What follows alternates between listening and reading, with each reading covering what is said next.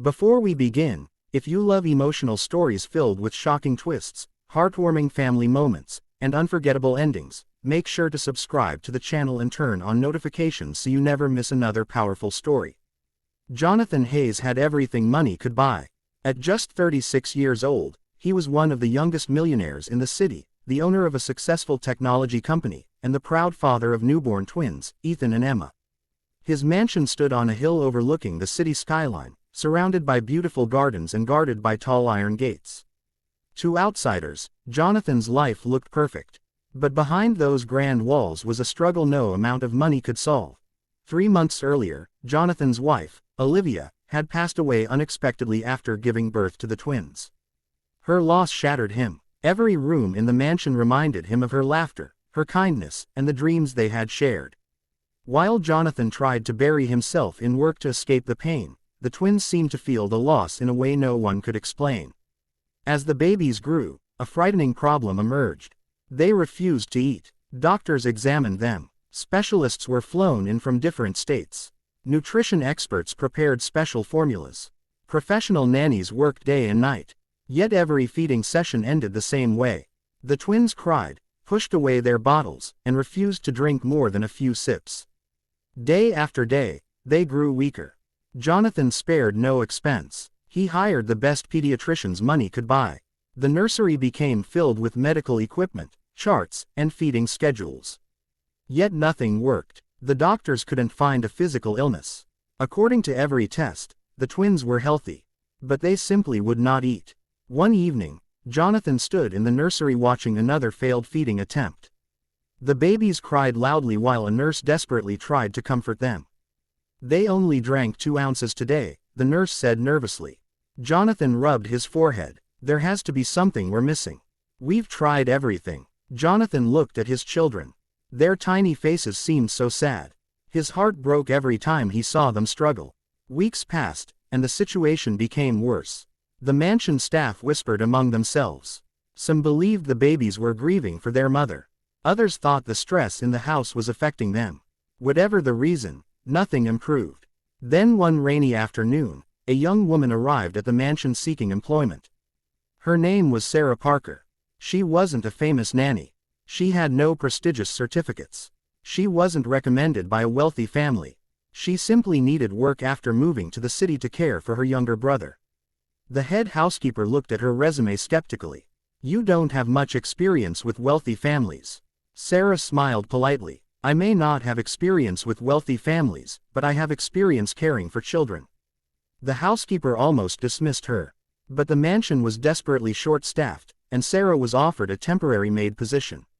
On her first day, Sarah quietly cleaned rooms and stayed out of everyone's way.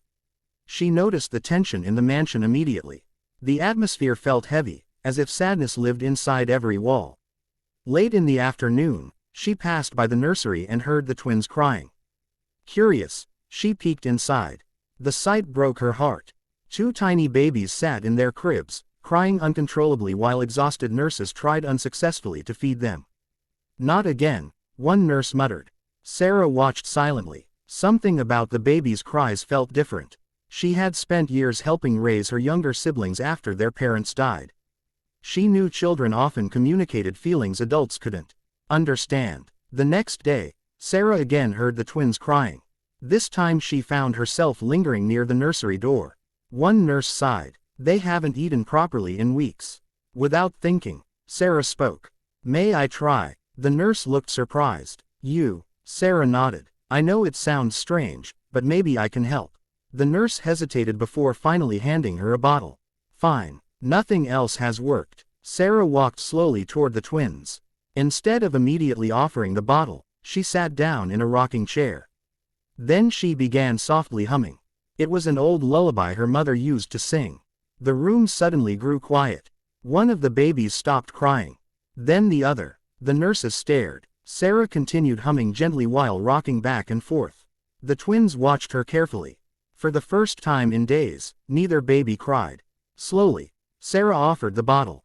To everyone's shock, little Emma accepted it immediately. The room froze. "Did she just yes?" another nurse whispered. Emma drank calmly. Then Ethan reached toward Sarah. She offered him a second bottle. He began drinking, too. The nurses couldn't believe their eyes. One ran from the room. "Mr. Hayes, you need to see this." Jonathan rushed upstairs expecting another emergency. Instead, he stopped in the doorway. The sight before him left him speechless. The twins were peacefully drinking from their bottles. And sitting between them was a maid he had never even met. "How?" Jonathan whispered. Nobody had an answer. Sarah simply smiled at the babies. Over the next several days, something remarkable happened. Whenever nurses attempted feeding, the twins resisted. Whenever Sarah entered the room, they relaxed. Whenever she hummed her lullaby, they eagerly accepted their bottles. The doctors were stunned. The specialists couldn't explain it. Jonathan found himself watching Sarah more closely. One evening, he finally asked her, "What exactly are you doing?" Sarah looked down modestly. "Honestly, sir, nothing special. You accomplished what experts couldn't." Sarah glanced toward the twins sleeping peacefully. "I think they're lonely." Jonathan frowned. Lonely. They lost someone important before they ever got the chance to know her. Babies understand love more than people realize. Jonathan stood silently. No doctor had ever explained it that way. For the first time, he wondered whether the problem had never been physical. Maybe it was emotional. Maybe the twins didn't need another specialist.